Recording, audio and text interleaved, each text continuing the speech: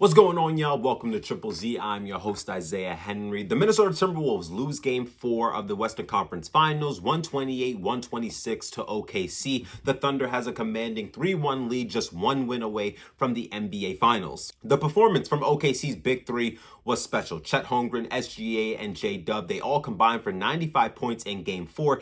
SGA, 40 points, 10 assists, 9 rebounds. Chet Holmgren, 21 points, 7 rebounds, 3 blocks. J-Dub, Jalen Williams, 34 points, 5 assists, 3 steals. They each had a significant moment during the closing minutes of Game 4, right? In the fourth quarter, they each had like significant moments that really stood out to me. For J-Dub, it was the pull-up jump shot in the mid-range over Dante DiVincenzo that extended OKC's lead 120-114. Then he had another play where it's 1 minute and 22 seconds left in the fourth quarter. He drains a three from the corner, being one pass away from SGA. Specifically with the mid-range shot over Dante DiVincenzo, when he made that shot, from that moment forward, I knew OKC was winning the game. Mind you, it was a back and forth game where you didn't know who was going to win, right? And when J-Dub made that shot, he was all the way at the half-court line. He was dribbling.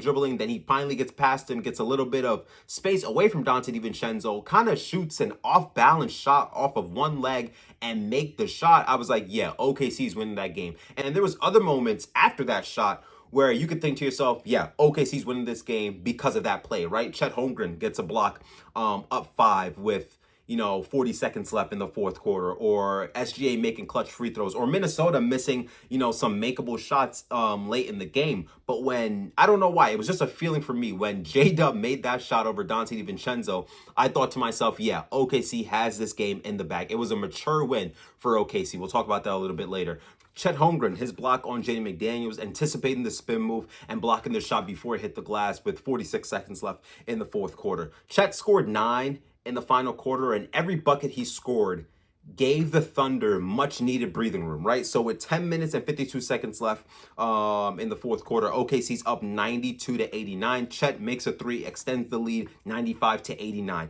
8 minutes and 37 seconds left. OKC's up 99-96. J-Dub misses a shot right at the rim. It falls a little bit short, but Chet gets the putback dunk, extends the lead 101-96. 7 minutes and 2 seconds left. OKC's up 105-100.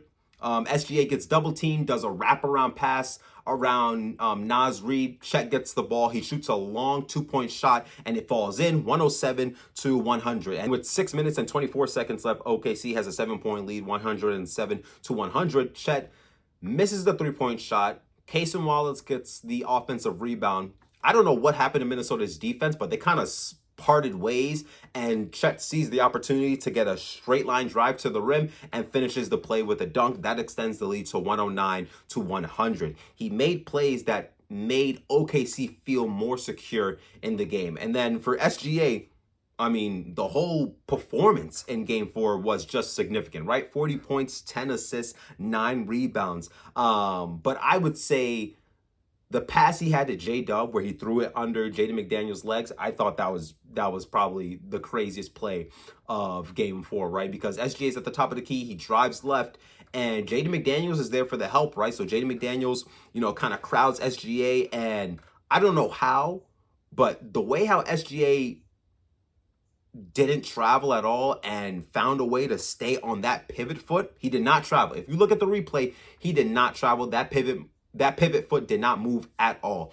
And it's basically a broken play. SGA falls to the ground. He sees daylight under Jaden McDaniels' legs and just throws the ball to J-Dub, and J-Dub hits the three and cashes it in. It reminded me of Josh Hart early days with the Los Angeles Lakers. I think they were going against the Portland Trailblazers. The ball was about to go out and is going towards the baseline, but Josh Hart kind of sprints and grabs the ball, and he's kind of levitating on one of his foots, and he doesn't go out of bounds. So SGA's play of not traveling in that moment where he's falling down, that reminded me of the Josh Hart play when he was back with the Los Angeles Lakers in his earlier career. SGA's one of those players where his great performance in the regular season has no problem translating in the postseason. We've seen players, you can definitely think of some names that played really great in the regular season, but they've never been able to have that translate in the postseason and end up winning big during the postseason, right? But with SGA, like there's no flip-flop. Like he's the same from the regular season into the postseason. Like when that man said his whole life is consistent, he meant that. He meant his whole life is consistent because he's been consistent since day one of the regular season all the way now to game 4 of the Western Conference Finals. If Rudy Gobert or Julius Randle switched out to SGA, he would lower them to sleep. He would back them out. And then he would just quickly get into his shot, hit a step back three right between their eyes. And, it was like, damn, he really just made that. Or you have a play where Chet's about to set a screen on that would be Chet's right side. That's his right side. Yeah, I don't know who's guarding SGA, but Chet was about to set a screen on the right side of SGA's defender. He doesn't set the screen, kind of ghosted a little bit. He flashes up to the wing at the three-point line. Rudy follows him, and SGA just immediately drives right and finishes over the top of SGA. Then he has like Naz Reid guarding him on one possession. He told somebody to clear out. I think it was Cason Wallace. He told Cason Wallace to clear out, clear out. He gets one dribble in, two dribble in, step back, hits the shot over Naz Reid. And then he has like players, great defenders like Dante DiVincenzo, his cousin, Nickeil Alexander-Walker. They're guarding him, and SGA's just getting in the post, backing them down, one bump, two bump, turn around into a fall away jump shot. Like those kind of shots where, since the game was so back and forth, the Wolves would go on a run. They'll bring it within a 1-possession game, a 2-possession game, and then SGA would, hit a mid-range shot, and it would kind of like settle the crowd down where he made a shot, and it was like he basically was like, everyone relax. Like, we've been doing this for a while. Everyone relax. We're here for the party. We're here to like step up. So I thought OKC played amazing. Defensively, forcing 21 turnovers. Like that's gonna, that was a big thing for the Wolves losing this game. Like the 21 turnovers was detrimental for the Wolves. OKC grabbing 19 offensive rebounds. A lot of those offensive rebounds gave OKC multiple possessions to, score a bucket or get into a set or whatever they wanted to get into. It felt like, they would get an offensive rebound and then they would kick it out to J-Dub or Cason Wallace, and those players would knock down a three. So that was massive for OKC. Like the rebounding battle, like the Wolves are the bigger team with Naz Reid, Julius Randle, Rudy, and all those players, Jaden McDaniels. But like, it feels like overall, OKC's winning the rebounding battle. Like the first 2 games, they won the rebounding battle. I think in game 1, OKC had 46 rebounds to 42 to Minnesota. And then in game 2, OKC had 42 rebounds to the Wolves 41. Game 3, OKC got crushed on the glass. Like the Wolves had 50 rebounds to OKC's like 36. And I'm pretty sure the Wolves won the rebounding battle in game 4. Let me look right here. OKC 36 rebounds, Minnesota 41 rebounds. But I mean, OKC had 19 offensive rebounds. The Wolves had 19 offensive rebounds. So like they were they were actually even, dead split even in that category for offensive reboundings. But OKC just making those plays and the attention defensively they put on Anthony Edwards was just, it felt like Anthony Edwards couldn't get nothing easily. Yeah, he scored here and there, but OKC's defense, when Ant's coming off a screen or he's bringing up the ball and he has to see Lou Dort, Cason Wallace, J-Dub, Alex Caruso, that's tough for the 1A option on Minnesota. Like the scouting report is like solely focused on Anthony Edwards, and he's going up against all defensive caliber players and J-Dub, Alex Caruso, Lou Dort, Cason Wallace. And then when he gets past them, when he finally gets past those great defenders, he has to see Chet Holmgren on the backline defense, protecting the rim. So I thought it was a tough game for I thought it was a tough game for Anthony Edwards to just get in a groove and play like himself against OKC. And for the Wolves, I want to say this was a missed opportunity. I mean, when you lose a game where Jaden McDaniels scores efficiently from the floor and the three-point line, he gives you 22 points. Dante DiVincenzo gives you 21 points off the bench. Naz Reid, 11 points off the bench. Nickeil Alexander-Walker, 5 of 8 from 3 for 23 points, right? Terrence Shannon Jr. gave you 9 points as well. Like, the bench gave you 60 plus at least. And they shot efficiently from three, 18 of 41 from the three-point line, which is 44%. They shot efficiently from the floor, 51%. They did pretty good at the free throw line, 78%. But those turnovers, man, was just deadly. And if one of their star players for Minnesota, if Anthony Edwards or Julius Randle came to the party, and they were both invited, right? They were both invited to the party, but if one of them just decided to show up, this game would have had a different outcome.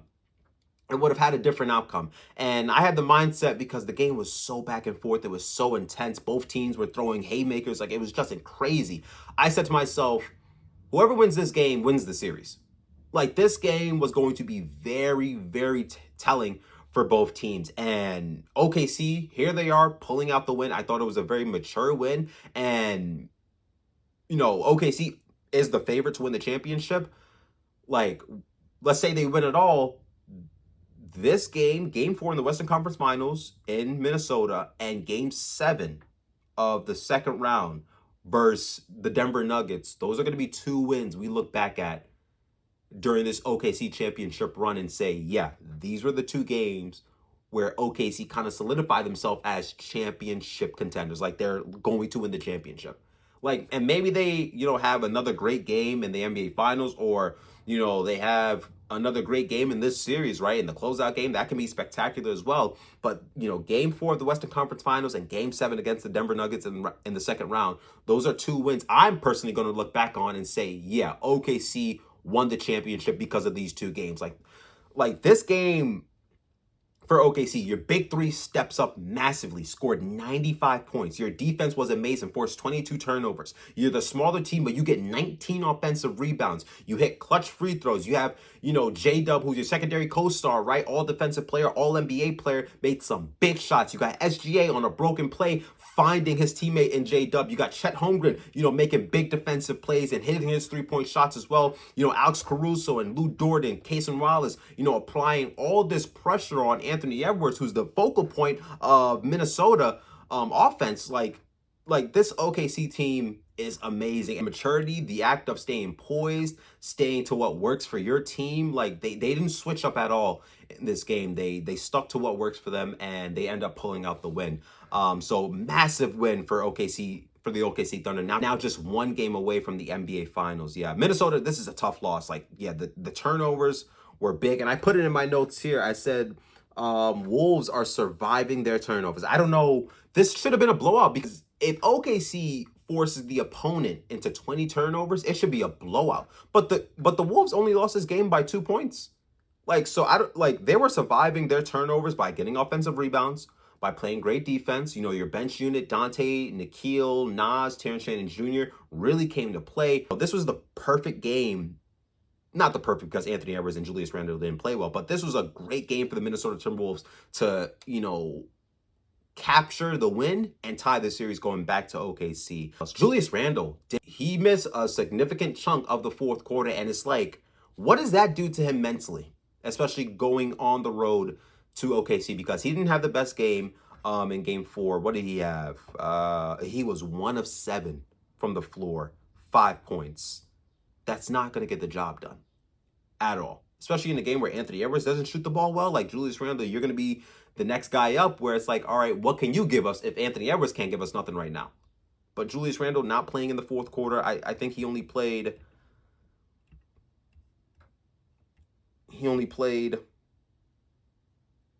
4 minutes in the fourth quarter. Went 0 of 2 from the floor.